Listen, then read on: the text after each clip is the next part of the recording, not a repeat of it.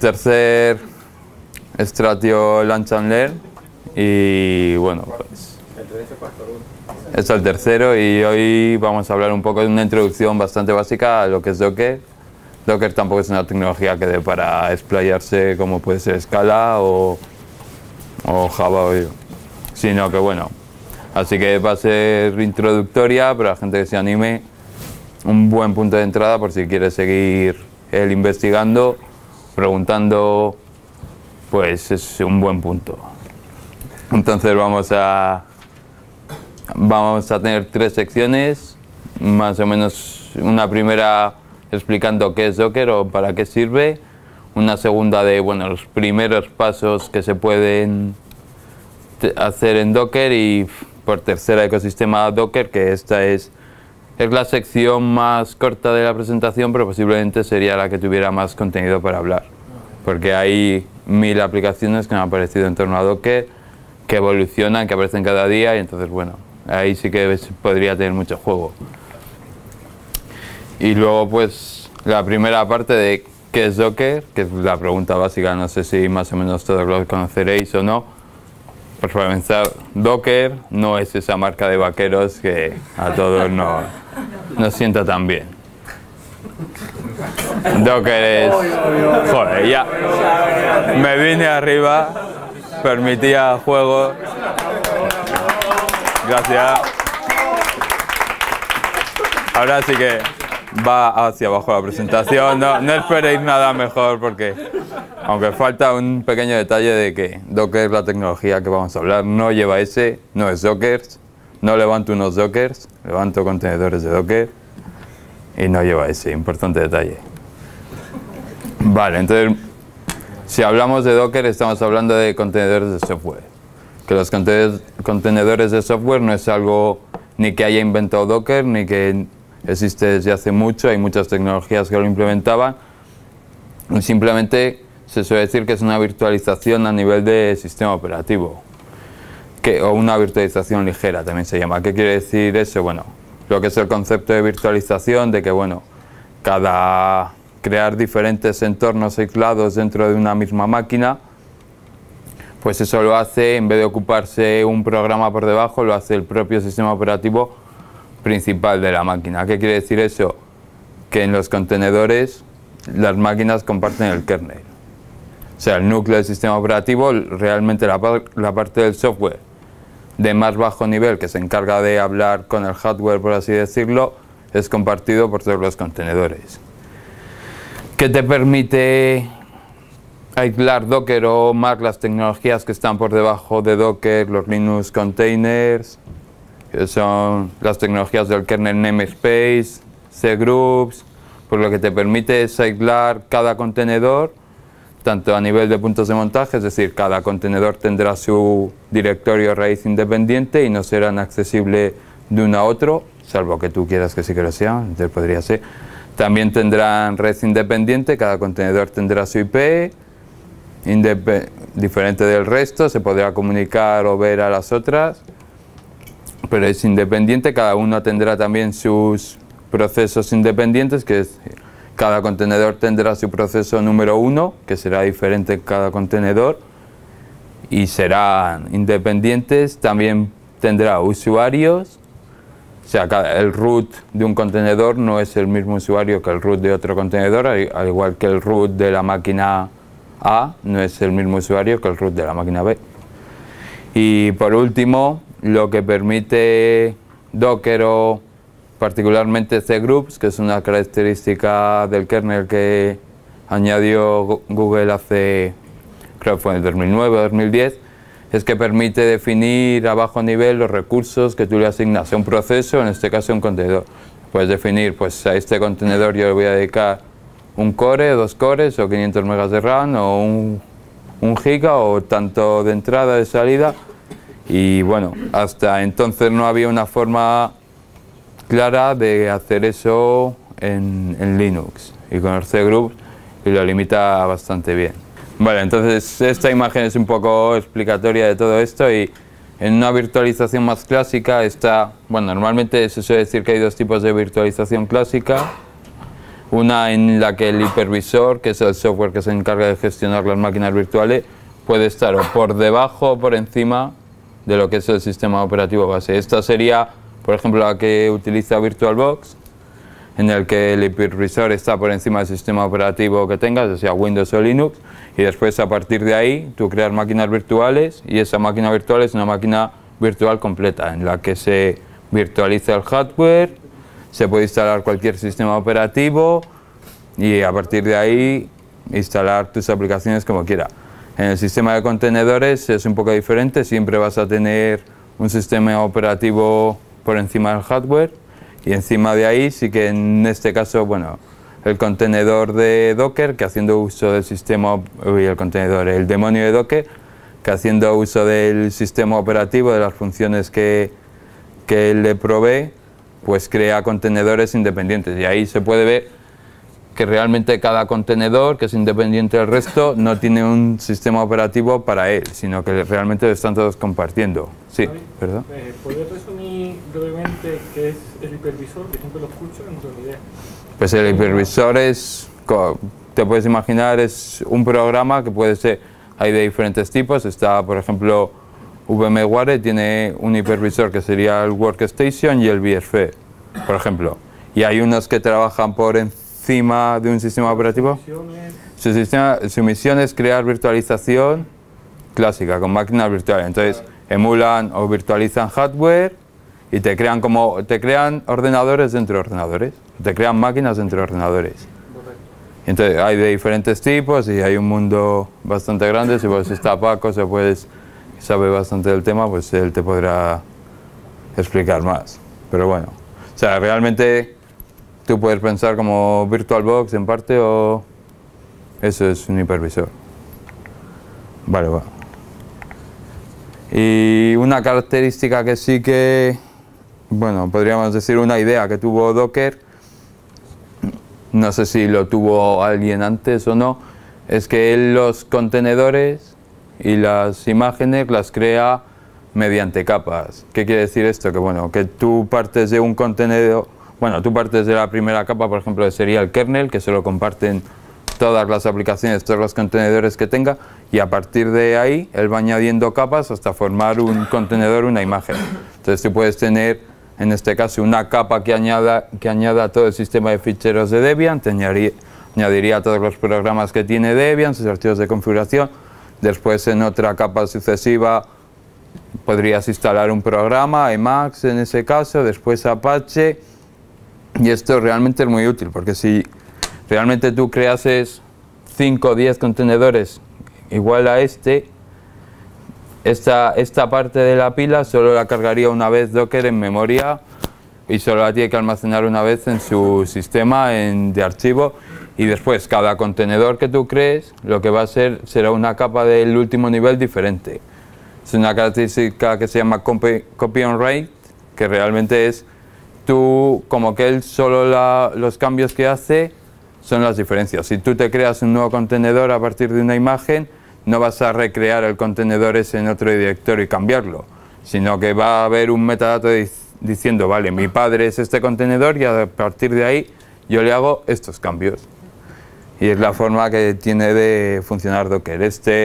Bueno, hay varias tecnologías para este sistema de ficheros. Al principio se utilizaba AUFS, ha cambiado, ahora es Device Mapper. Bueno, se puede configurar tú al lanzar. También hay otra BRTFS. Bueno, depende de la distribución, es posible que use una u otra. Y bueno, como el kernel va a soportar el Device Mapper, parece que van a tirar por ahí. Y va a ser esa, pero bueno, esto es una cuestión que tampoco tiene mucho para darse. Si tienes un contenedor a partir del contenedor, ¿ahí se comparten cosas? O... Sí, la base será el contenedor padre. Si tú a partir de un contenedor no puedes crear un contenedor. A partir de un contenedor puedes crear una imagen y a partir de esa imagen puedes crear un contenedor. Pero bueno, eso si no después lo explico un poco más. Vale, entonces otra de las cosas que a lo mejor también cambió Docker o intentó plantear es que bueno, los contenedores se habían propuesto como una alternativa a la virtualización clásica. De bueno, tú te creas tu máquina virtual y ahí haces lo que te da la gana, no te afectas al sistema operativo y después la eliminas. O ellos realmente lo que quieren usar los contenedores es para distribuir aplicaciones, y distribuir aplicaciones de una forma sencilla y que esa aplicación ya sea autosuficiente por sí misma. Quiere decir, que todo lo que necesite esa aplicación vaya dentro del contenedor, sea muy fácil de instalar, no afecte a otras aplicaciones que hay en el sistema, o sea, ni se vea afectada por ella ni que afecte a otra. Realmente eso es el potencial y lo que ellos quieren conseguir con Docker. Se hace una analogía un poco al sistema de transporte marítimo, que bueno, antes de aparecer los contenedores, que bueno, no se dan algún dato histórico del año que apareció y tal, debía ser un lío el transporte de las mercancías, porque claro, depende tú a qué te dedicases, qué transportases, pues te organizabas para transportarlo. Se creó el contenedor y a partir de ahí tú metías tu mercancía en el contenedor y ya cualquier medio de transporte podría transportarlo. Y esto es un poco lo que se quiere o quieren ellos que se haga con Docker, y es tu aplicación la metes en un contenedor de Docker y una vez que ya la tengas ahí metida, cualquier máquina que tenga instalado Docker podrá ejecutarla de la misma forma. Entonces ya puede ser tu máquina de desarrollo, la nube de Amazon o de Google, o el servidor de producción, o cualquier tipo de máquina, que todas deberían ejecutarla de la misma forma y sin cambiar nada. Y es un poco la idea y realmente es un poco el potencial que puede tener esto, que para despliegues de aplicaciones muy rápido, independiente, sin problemas, es realmente una abstracción mucho más cómoda de la que había hasta este momento. Y entonces, bueno, un poco qué nos podría ofrecer Docker, que es un poco lo que he ido diciendo hasta ahora, según diferentes puntos de vista que tú tengas en el mundo del IT. Entonces, como desarrollador, realmente lo que te ofrece es que tu aplicación que desarrolles, si te aseguras que funciona en tu entorno de desarrollo, el entorno de producción va a ser muy parecido a ese entorno, o va a ser casi igual. Entonces, de esa forma no va a haber los típicos problemas de esto me funciona en mi entorno local en desarrollo y en producción, pues no se sabe por qué, de quién es la culpa, que está mal, pero no funciona. Eso, si se hacen bien las cosas, debería estar resuelto. También no tienes problemas de si tú tienes muchas aplicaciones que te tengas que instalar en local una base de datos, un servidor web. Realmente, bueno, eso no te lo instalas en local, lo ejecutas como un contenedor de Docker y una forma mucho más limpia de ejecutar las cosas. En el momento que no lo quiera, mucho más rápido pararlo, borrarlo y no se te quedan rastros que pueda haber de instalándolo de otra forma. Como gente de sistemas o como DevOps, pues es un poco lo mismo. El problema de que te venga alguien, un desarrollador, y te diga hay que poner esto en producción y que luego llegues y no sepas cómo se pone, que hay que configurar, que luego no funcione, es un poco más claro y una forma más uniforme de despliegue y con todo lo necesario. Ni te tienes que andar preguntando qué versión de Java utiliza tu aplicación y qué opciones, todo eso ya va metido en el contenedor. Y la persona del sistema se despreocupa de las opciones que tenga que lanzar, el proceso que sea. También es algo muy cómodo para integración continua porque es muy fácil de desplegar un contenedor, también de distribuirlo, y es algo que facilita mucho.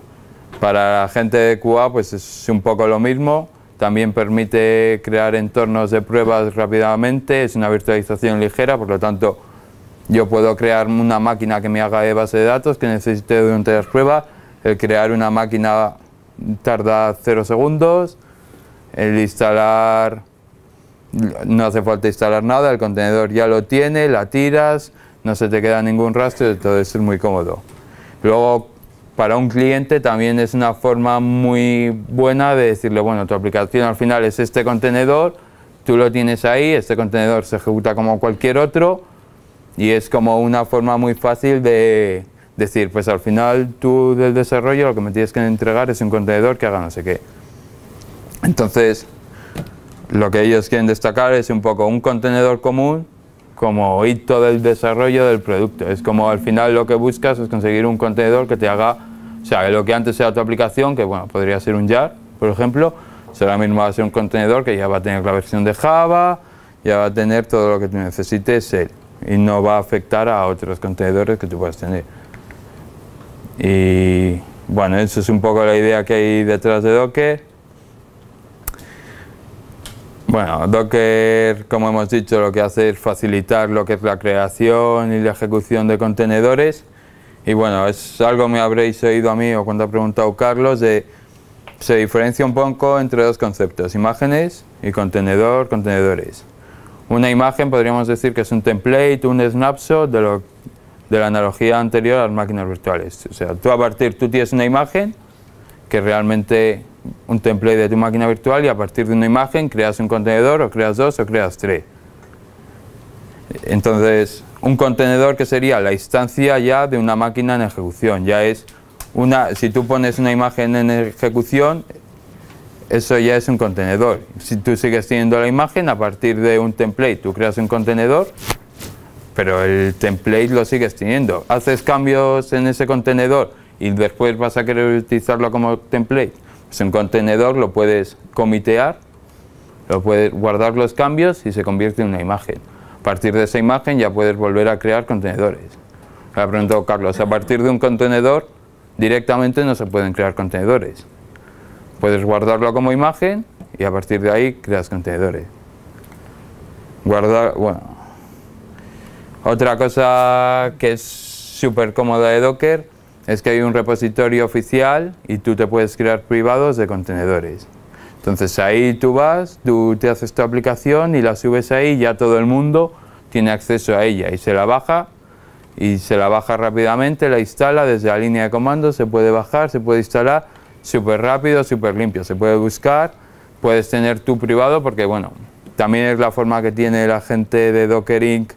de monetizar todo esto. Ellos te ofrecen, si subes un contenedor puedes tener uno privado, el resto tienen que ser públicos y si quieres tener más privados pagas. Pero puedes tener tu repositorio privado donde haces lo que te da la gana, subes todos los que quieras privados y es un poco para monetizar también lo que tiene. También es muy cómodo si yo quiero instalarme una aplicación y da la casualidad de que hay un contenedor hecho, hay muchos ya que están hechos, pues tú te vas aquí, miras a ver si está hecho, si está, genial. Te la baja rápidamente a la línea de comando, la ejecuta y en un minuto puedes tener Redis ejecutando, puedes ver cómo es Ubuntu, si tienes Fedora puedes ver cómo es Ubuntu, puedes tener un WordPress, puedes tener Nginx, hay muchas aplicaciones, puedes tener Spark, Cassandra y eso es realmente una ventaja como desarrollador, es una ventaja muy grande rápidamente montarte tú una dependencia que puedas tener. Y un poco como para usar Docker, ¿qué necesito? Para primera instalación Docker, después compartiré la distribución, estos son enlaces que tú puedes pinchar. Para instalar Docker necesitas a día de hoy Linux. Se sabe que porque han firmado un acuerdo con Microsoft, o más bien Microsoft ha pagado para que se desarrolle una versión de Docker y en breve, o yo creo que antes de fin de año, se sacará una versión independiente de Linux. Será el mismo concepto para Windows y para Linux. Pero bueno, a día de hoy necesitas Linux y necesitas un kernel por encima de la versión 3.8, que bueno, básicamente todos los que estéis aquí pues tendréis una versión superior al kernel 3.8, salvo a lo mejor Red Hat 6 versiones antiguas que tienen una anterior. Cualquier distribución que puedas encontrarte ahora ya tiene una versión superior del kernel. Y después, para aquellos que no tengan Linux y que tengan Windows o Mac, existe boot2docker, que es un proyecto que hay también muy cómodo. Tú te bajas un .exe, un DMG. Realmente lo que te está instalando este programita es un VirtualBox con un kernel súper peladísimo, que lo único que tiene es lo necesario para ejecutar Docker y tiene también Docker. Y luego intenta integrarse tanto con Mac como con Windows de la mejor forma posible. Y eso es boot2docker y bueno, la gente que lo utiliza funciona muy bien. Funciona yo creo mejor en Mac que en Windows, porque bueno, es un sistema Unix y la consola y bueno, funciona mejor. Pero bueno, aún así en Linux pues es nativo de Linux y se debe notar y hay muchos proyectos para muchos problemas que te encuentras con Mac, intentar arreglarlos que en Linux no los tienes. Luego Docker consiste como en dos partes la aplicación. Tú cuando instalas Class 2, en ningún momento te dice que esté instalando dos partes, realmente son dos cosas. Por un lado está el demonio, que él se registra, arrancará junto con tu máquina, y el demonio es el que se encarga de crear contenedores, un poco de hablar con tu kernel para gestionar todo esto. Y después tienes la línea de comandos de Docker, que es el proceso, tú cuando haces un Docker en la consola es lo que se ejecuta, que simplemente es una aplicación que se encarga de hablar con el demonio que se está ejecutando y que le dice, pues ahora dime todas las imágenes que tengo, o dime todos los contenedores que están ejecutando, o lanzo un contenedor o apaga. Y bueno, esas dos partes. Y luego, bueno, lo que es la línea de comandos de Docker tiene muchas opciones, bueno, muchas, no sé, tendrá 20, 25, pero las principales podríamos decir que es para construir una imagen, existe Docker build y Docker commit. Docker commit sirve para un contenedor que tienes en ejecución, lo voy a convertir en imagen, lo que hemos dicho antes. Harías un Docker commit del contenedor que tengas y ya lo tendrías como imagen. Para crear un contenedor Docker Run, que también tiene 1000 opciones, después vienen algunas resumidas. Y por último, para comunicarse con el repositorio, tanto el oficial, si no dices nada, como uno privado, tienes Docker push y Docker pull. Es un poco igual que tú atacas a GitHub, atacarías al repositorio de Docker. Si quieres subir tu imagen, hacer Docker push de la imagen que quieras. Si te quieres bajar una, Docker pull. También puedes hacer Docker search si quieres buscar, pero bueno. Ese es un poco el básico, el workflow básico. Después hay muchas más opciones, la mayoría son muy sencillitas y la ayuda que te viene en la línea de comandos es bastante explicativa. Entonces, aquí va a ser una pequeña demo de cómo es crear un contenedor, porque a lo mejor alguien que no lo haya visto nunca no sabe muy bien cómo se crea. Entonces, lo puedo intentar, pero nos vamos a asustar, ¿eh? Mucho mejor.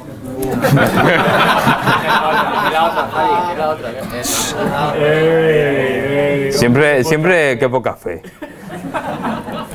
Vale, bueno, va, a ver. A ver, está muy grande, puedes bajar un poco. Lo siento, ya no hay marcha atrás. Joder, lo que me va a costar deshacer esto, cambio. Vale. Un contenedor de Docker que tenga... ¿En serio? Soy yo. Vale, pues, por ejemplo, vamos a crear un contenedor de Ubuntu. ¿Qué son esos parámetros? Vale, ahora lo explico. Primero, bueno, esto es para hablar con Docker Command Line Interface, Run para crear un contenedor, D lo he puesto para que sea como demonio en segundo plano, para que no intente coger aquí mi prompt, T es allocate TTI, que bueno, si realmente eso es unos cambios internos ahí en GitHub, un tío que lo explica muy bien, pero bueno, un poco de... Y a mí no me apetece ahora. No, realmente hay muchos cambios de que si te creo un enlace en dev, no sé qué, y hay aplicaciones que sin esto no funcionan. Entonces mejor lo pones, tampoco preguntar mucho y ya está. Después podemos tener una charla de un par de horitas y a lo mejor llegamos a una conclusión.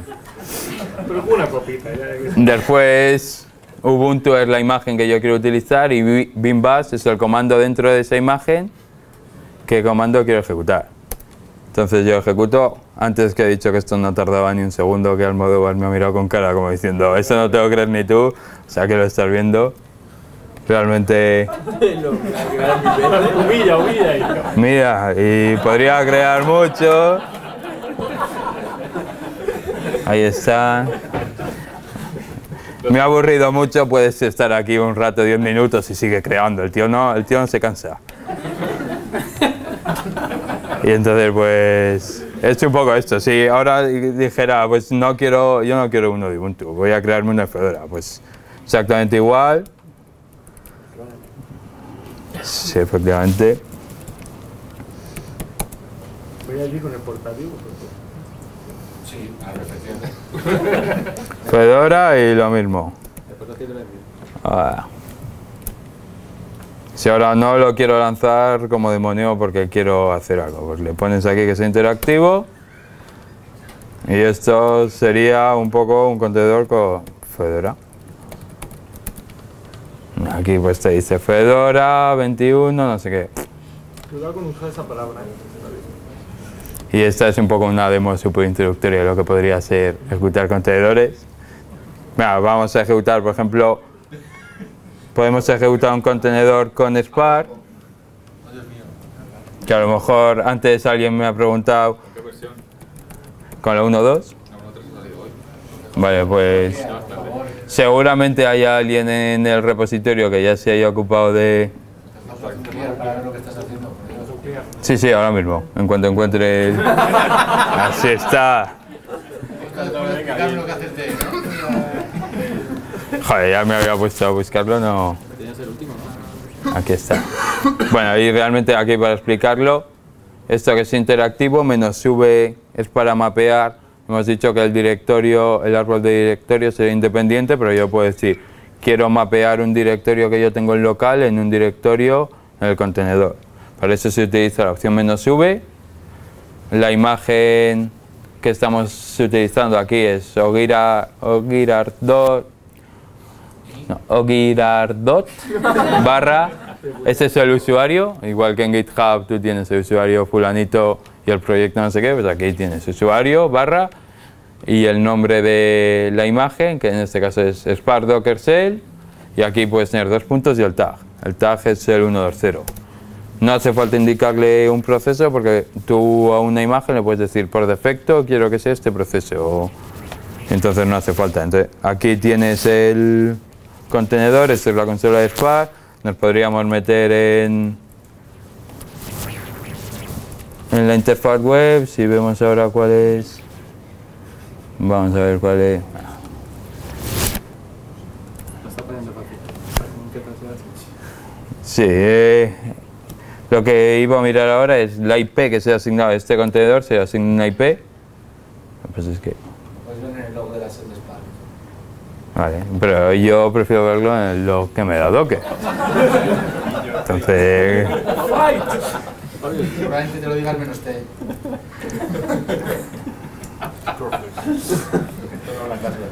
¿Ah? Efectivamente, esto es una... Luego te reventarán a ti las clases y te quejarás. Bueno, aquí tendrías interfaz web, si yo lanzo tareas aquí, una forma muy rápida de lanzar aplicaciones. Si queremos un MySQL, más de lo mismo. Vale, pues vamos a seguir. Vale, después hemos dicho hay 2 formas de crear imágenes, o comiteando un contenedor que ya está en ejecución, o la forma que es un poco más limpia, es creando un archivo Dockerfile. Un archivo Dockerfile al final es un archivo en el que tú ejecutas comando de bash y además de eso pues se le dan unos metadatos a Docker de cómo quiero configurar ese contenedor. Entonces, bueno, aquí he puesto algún ejemplo de las opciones que da el Dockerfile. Aquí podemos ver uno. No. Aquí podemos, se me ha colado ese en el medio. Por ejemplo, este sería un archivo Dockerfile para instalar Cassandra, nuestra versión, en un contenedor. Básicamente siempre se parte de para crear mediante Dockerfile tienes que poner un punto de partida, que es una imagen que ya exista. Partimos de una imagen que se llama Stratio, el usuario, /base, con el tag test. Después con run se le indican los comandos bash que tú quieres utilizar. Al final Stratio base es un Ubuntu.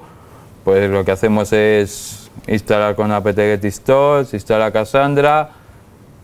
Aquí se añade del directorio, desde Dockerfile está en un directorio, pues se añade ese directorio, los archivos que haya a un directorio dentro del contenedor, se configuran algunos ejecutables. Al final aquí se exponen unos puertos por defecto en el contenedor para que sean accesibles desde fuera.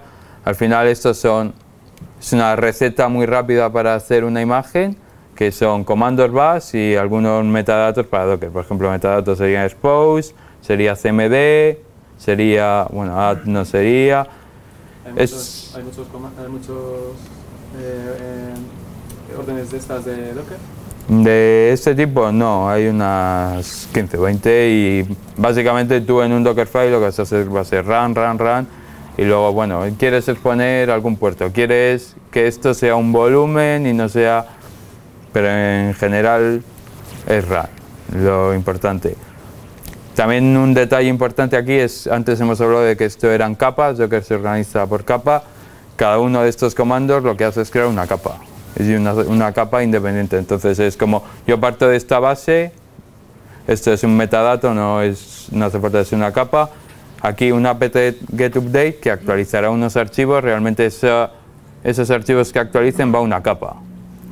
El apt get install que crea unos archivos dentro del árbol de directorios va a ser otra capa. Entonces tú una vez que crees una imagen, un contenedor a partir de esta imagen, Docker se irá a leer unos archivos que tiene el de metadatos, verá qué capas componen esa imagen o van a componer ese contenedor y él las apila a todas formando un directorio virtual que realmente no es el que es, porque está formado a partir de muchas capas independientes entre ellas, pero que al final acaba formando un directorio que tú ves como único.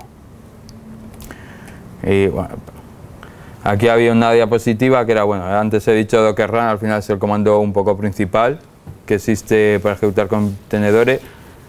Aquí está resumido, tiene muchas más opciones. Hay algunas, las más interesantes, bueno, por ejemplo, -c, -m es para alimentar memoria, CPUs, de una forma muy rápida. Tú dices -c, 1, solo se va a ejecutar en un core, o -c, 2, o -m, 512 megas.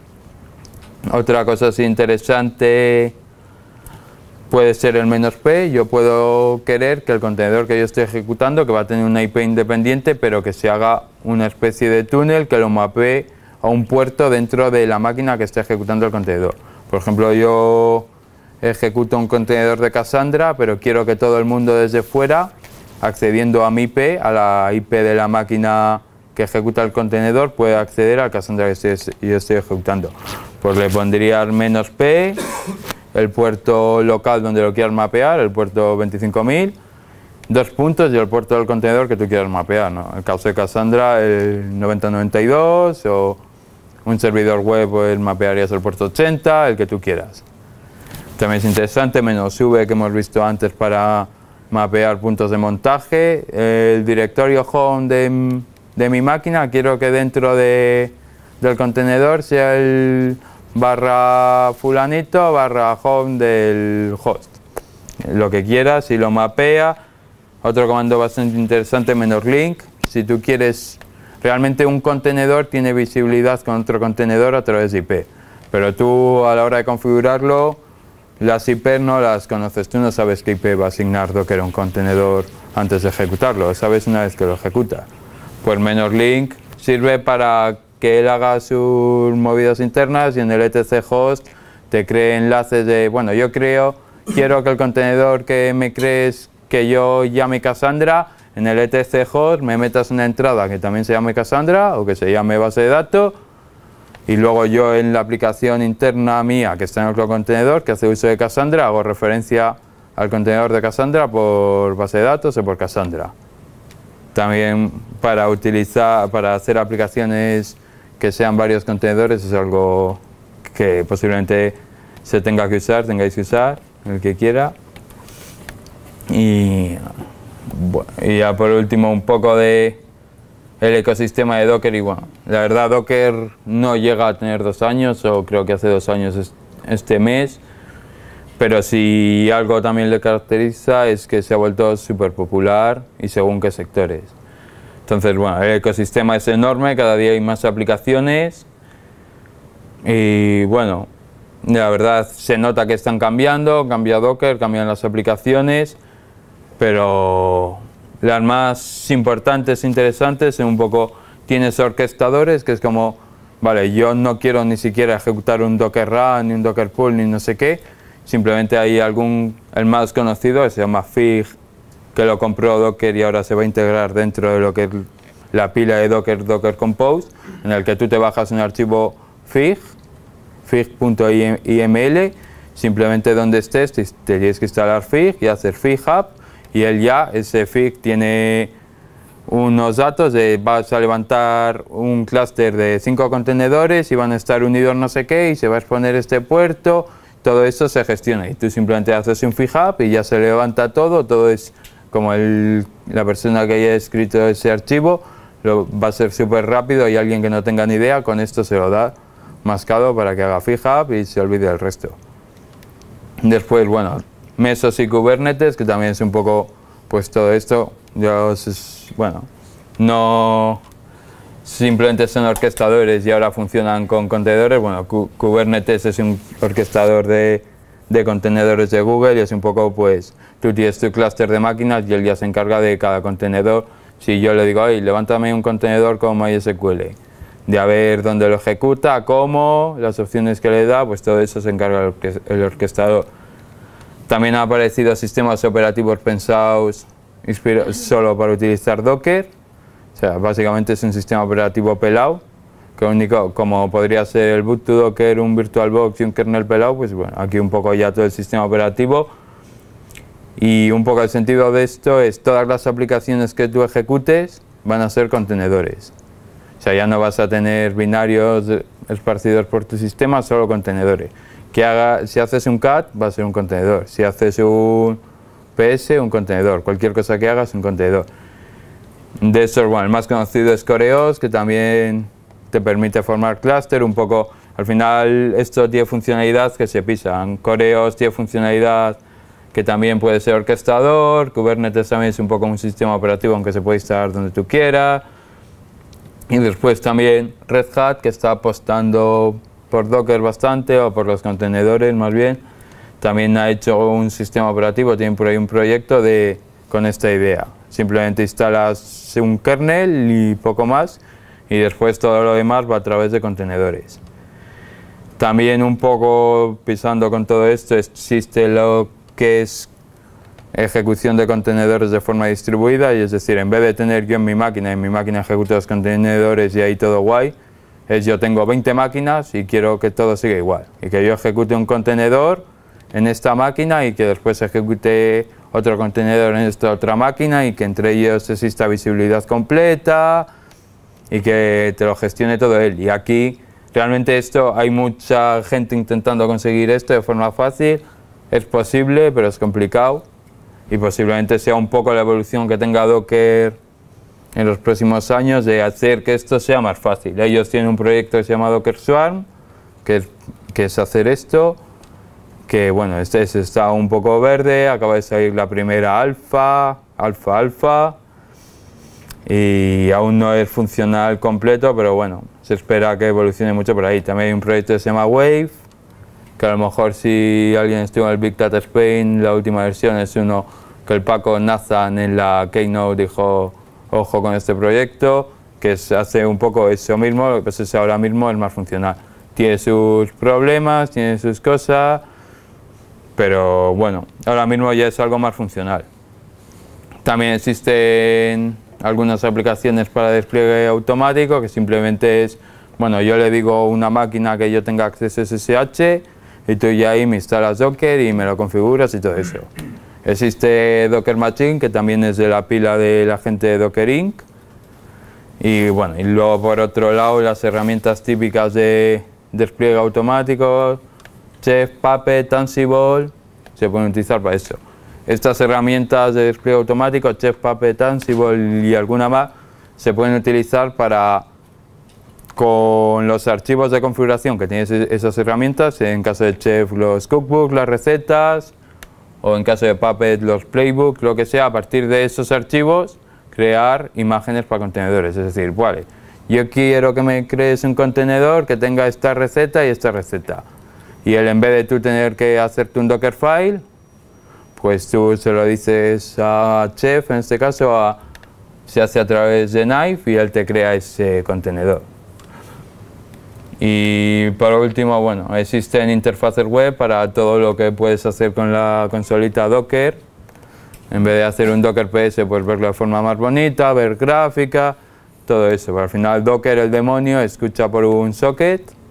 Tú te puedes hacer tu aplicación, enchufarle ese socket y toda la funcionalidad que tiene la línea de comandos de Docker la tienes igual por el socket y por la API que ellos dan, que puedes utilizar. Y bueno, y por último, Nacho nos compró este libro y la verdad sí es bastante interesante, tanto a nivel introductorio como tratan algún asunto más nivel un poco más avanzado. Tampoco es que haya mucho más misterio en este de Docker, salvo que uno ya se quiera meter en cosas internas, que ahí sí que tiene para aburrirse, pero si no, este libro lo explica muy bien, lo mantienen actualizados ellos a la última versión, y cualquiera que tenga algún tipo de duda pues, o que tenga interés puede consultar el libro que está en el Drive y ver si le interesa mirar algo o no. Y ya, ¿y alguna pregunta? Yo tengo una cuestión. Sí. ¿Qué sería lo ideal? ¿Tener una imagen, o sea, tener un contenedor con, por ejemplo, que te voy a decir, con Spark y Cassandra? Y no sé qué te voy a decir también, con servicios como Tomcat, etcétera, ¿vale? ¿O es ideal tener contenedores muy pequeñitos corriendo en las mismas máquinas? Sí. Se supone que es el mundo. Realmente ellos te venden, o bueno, te dicen un proceso, un contenedor como buena práctica. Realmente tampoco hay...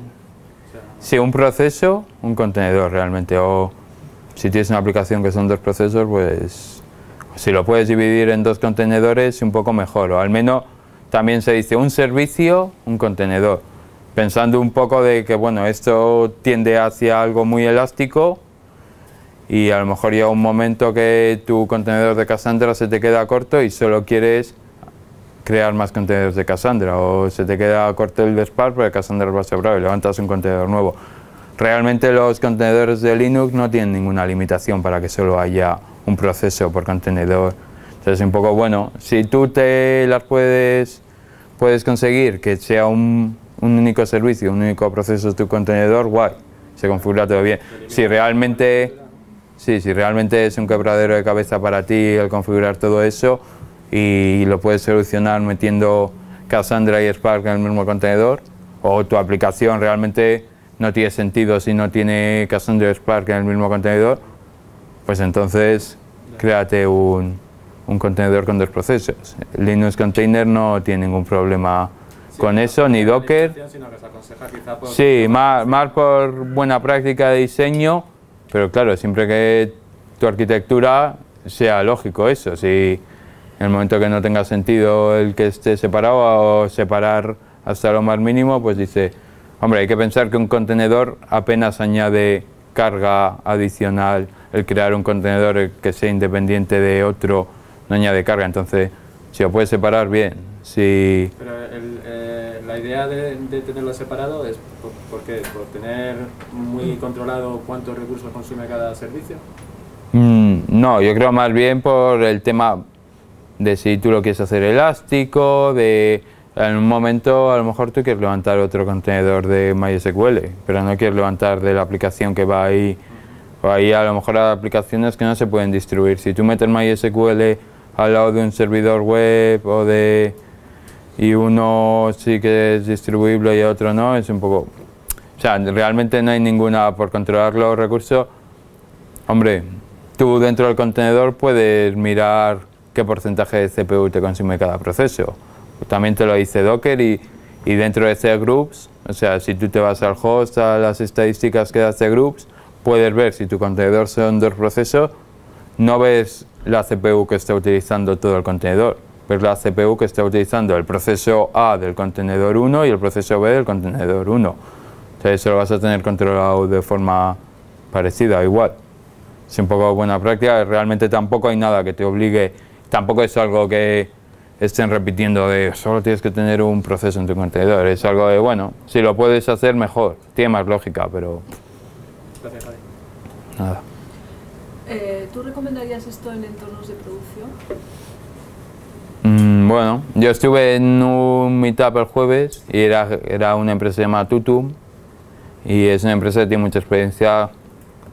Dentro de la experiencia que se puede tener con Docker tenían mucha. Es una empresa que se dedica a Docker, ellos tienen muchas cosas, o sea, su negocio es Docker, están en el Docker Advisor, tienen reuniones con Docker Inc. Podríamos decir un poco como nosotros con Spark, pues ellos con Docker o incluso más. Están muy ligados a ello. Entonces ellos, claro, tienen muchas cosas en producción y sí que recomiendan tenerlo en producción. Pues es que es una pregunta que les hicieron a ellos y dijeron, hay mucha gente que se obceca en meter cosas en contenedores cuando ahora mismo a lo mejor no tiene sentido y a lo mejor no tiene un futuro. En una base de datos tú la puedes meter en un contenedor, la aplicación muy bien, querer meter los datos dentro de un contenedor lo puedes hacer y lo que pasa es que hay soluciones mejores. Amazon te da sistemas de replicación diferenciales mucho mejor que andar tú gestionándotelo por debajo por contenedores. Entonces, yo estaba pensando más bien en el rendimiento, si penaliza mucho el rendimiento. No, y más con que lo compares. Realmente, bueno, tú puedes hacer, existe otro comando que es docker stat. Si por ejemplo, si me pongo yo... Vale. Los contenedores que tengo yo en ejecución son estos. Podemos ver lo que nos está consumiendo cada uno de estos contenedores. Realmente es, bueno, de CPU nos consume lo que es el contenedor 0, la memoria, bueno, básicamente, claro, los que son un poco tontos pues no consumen absolutamente nada. Pero si fuese, por ejemplo, una aplicación que está tirando constantemente del disco duro... O sea, te va a consumir lo mismo que, o muy parecido a la que te consumiría sin ejecutarlo en un contenedor. Pero un contenedor te da la libertad de decirle, pues yo mi contenedor de base de datos quiero que llegue hasta aquí. Y a partir de aquí ya no le des más memoria o ya no le des más disco. Algo que tú haciéndolo con un proceso que lances directamente es más complicado. Lo podrías hacer igual con cgroups, pues es que ya no tienes ninguna herramienta que te lo facilite tanto como puede ser un contenedor. Pero el sobrecarga no te va a dar apenas y encima te da la libertad de querer ponerle límites a tu proceso. No, claro, claro, simplemente va, sí. Los recursos de la máquina, pero el rendimiento no lo va a no, mejorarlo no lo va a mejorar y empeorarlo prácticamente tampoco, o en un porcentaje ínfimo y muchísimo menos de lo que podría ser una máquina virtual. En ese sentido tampoco, vamos, yo creo no a la gente no, sí que lo utiliza en producción para este tipo de cosas. Sí, más un poco los datos, es un poco la gente es con los datos de la base de datos a ver qué hacen con ellos, pero aún así es, tú puedes utilizar Docker o contenedores en parte de tu sistema en producción, lo tienes que ejecutar en todo o con todo. Vale. No sé si he respondido, sí. Cuando has hablado de que el sistema de ficheros está basado en capas, ¿hay alguna manera de aplanar las capas y juntarlas? Hombre, tú puedes, de una imagen o de un contenedor, tú puedes exportar un contenedor o un archivo tarjeta en la que ya se cargarían todas las capas. O sea, tú también, Docker, tienes Docker Export y entonces tú le dices la imagen que quieras y él te lo mete en un tarjeta y ahí tendrías una. Luego ese tarjeta lo podrías crear un contenedor en el que solo tendría una capa. También en el Dockerfile hemos visto cada orden es una capa. Si no quieres, si puedes apilar todos los run en uno, ponerle ampersand y eso te va a crear una capa en vez de crearte, si tienes 8 run, te crearía 8 capas, si tú los apilas con ampersand tendría una capa en vez de esas 8. Hombre, puedes sí, sacarlo en tarjeta y a partir de ahí crear un contenedor nuevo en el que tendría una capa enorme y ya. ¿Más preguntas? ¿Hay una manera de poner un identificador que tú elijas para...? Sí, esto si tú, este es, bueno, realmente aquí no. Es que entonces... Vale, pero bueno, este comando en el Docker Stats no. Si tú haces un Docker PS, lo que pasa es que ahí sí que tiene un nombre, aquí, el nombre. Que este nombre, bueno, lo elige aleatoriamente salvo que tú le digas lo contrario. Y entonces ahí sí que tú le puedes decir el identificador este no, porque este sí que es un hash que él calcula de las capas, pero el nombre le puedes decir el que tú quieras. Esto es... Muy buenos nombres. Sí, tiene ahí una función muy chula y realmente adjetivo y nombre, y encima luego tienen combinaciones de funny, Stallman, no sé qué, y hacen un if por ahí y dice Stallman no puede ser funny, y ese nombre se salta y hacen cosas así, pero...